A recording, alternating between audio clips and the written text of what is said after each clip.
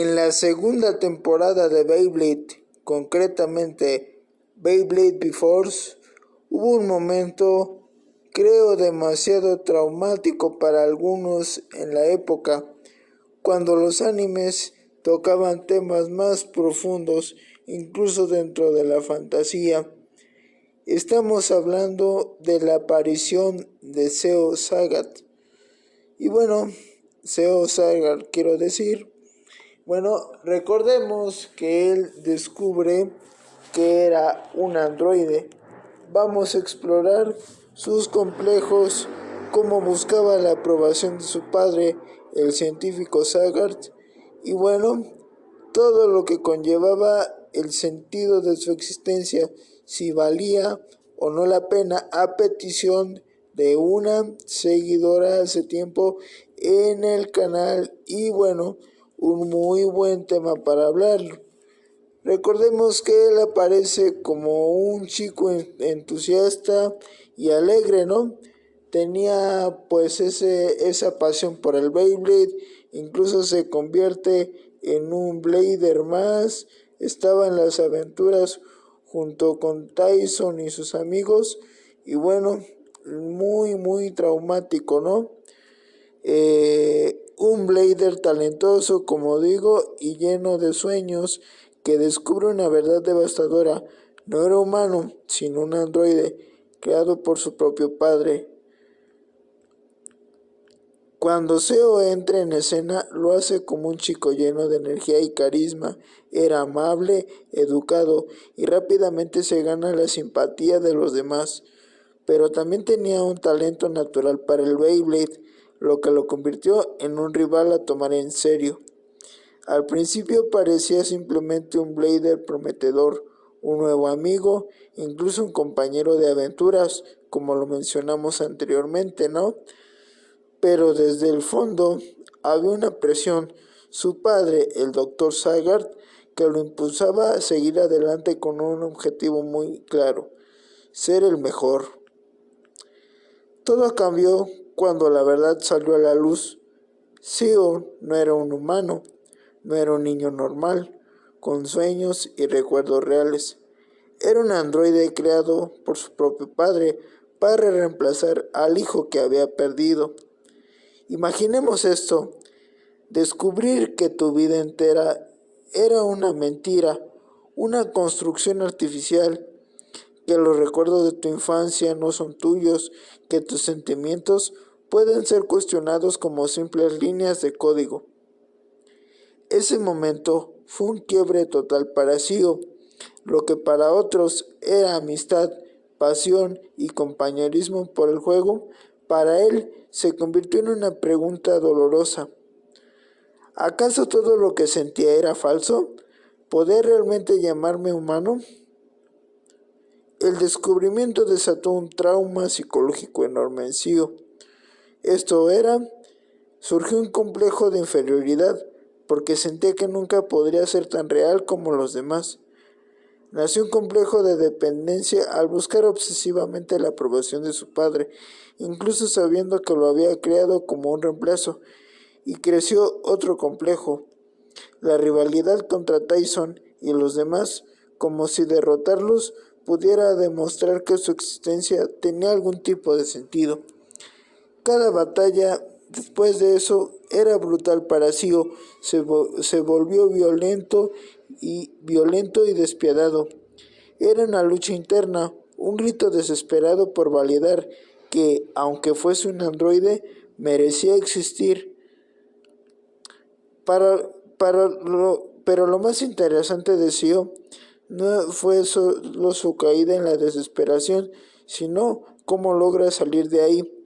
Al enfrentarse a Tyson y ver la pasión, la honestidad y el espíritu de sus rivales, Seo empieza a darse cuenta de algo esencial: su valor no depende de cómo nació, sino de lo que hace con lo que tiene.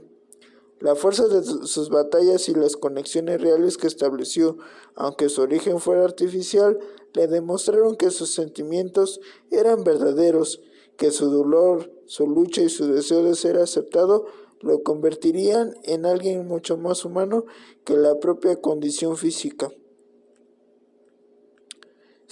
Sio nos deja una lección profundamente filosófica. ¿Qué significa ser humano? Nacer de manera biológica o tener la capacidad de soñar, sufrir y elegir tu propio camino. Su historia es un eco moderno del mito de Frankenstein, pero en versión Blader, un ser creado artificialmente que busca desesperadamente un lugar en el mundo y termina encontrando la verdad en sí mismo. La humanidad no está en el origen, sino en las decisiones que tomamos. Al final, Sio Sagart pasó de ser un androide diseñado para reemplazar a un hijo perdido a convertirse en un símbolo de identidad, lucha y superación. Aunque comenzó atrapado en la mentira y en los complejos de su origen, logró encontrar su propia voz, y eso lo hace sin duda uno de los personajes más complejos y memorables de Beyblade clásico. Bueno, esto es muy interesante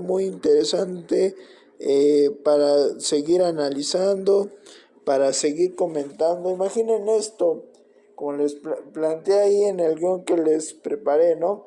Descubrir que eres un androide, que toda tu vida fue una mentira, que fuiste creado simplemente para llenar un vacío. Eso demuestra el egoísmo desmedido de su progenitor, ¿no? Que no lo quería, no lo apreciaba, simplemente lo veía como una herramienta, ¿no?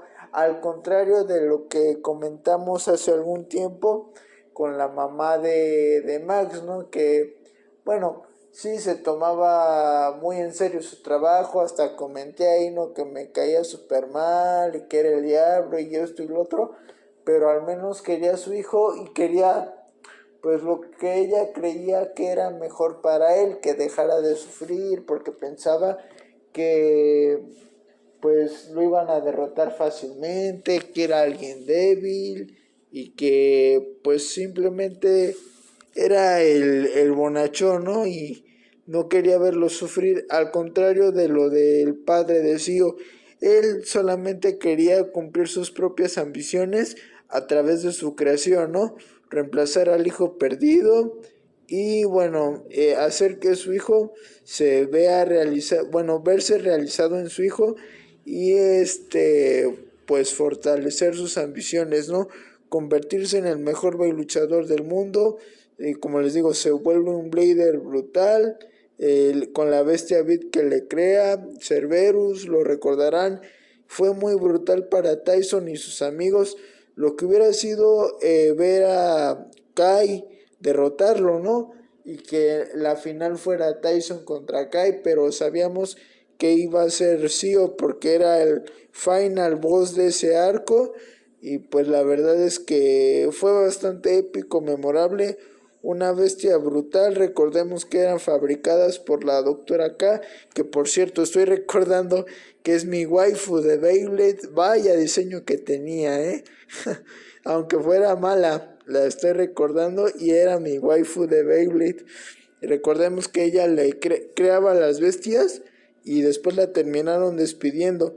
Esa bestia de Cerberus creo sí la terminó creando su padre, se la dio a su hijo y se convirtió en una máquina de destrucción, ¿no?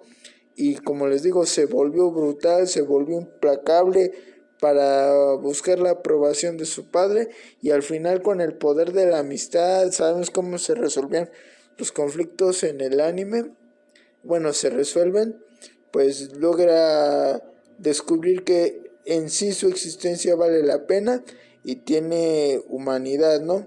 ¿Qué les parece? ¿Qué piensan sobre Sio? Déjenmelo en los comentarios.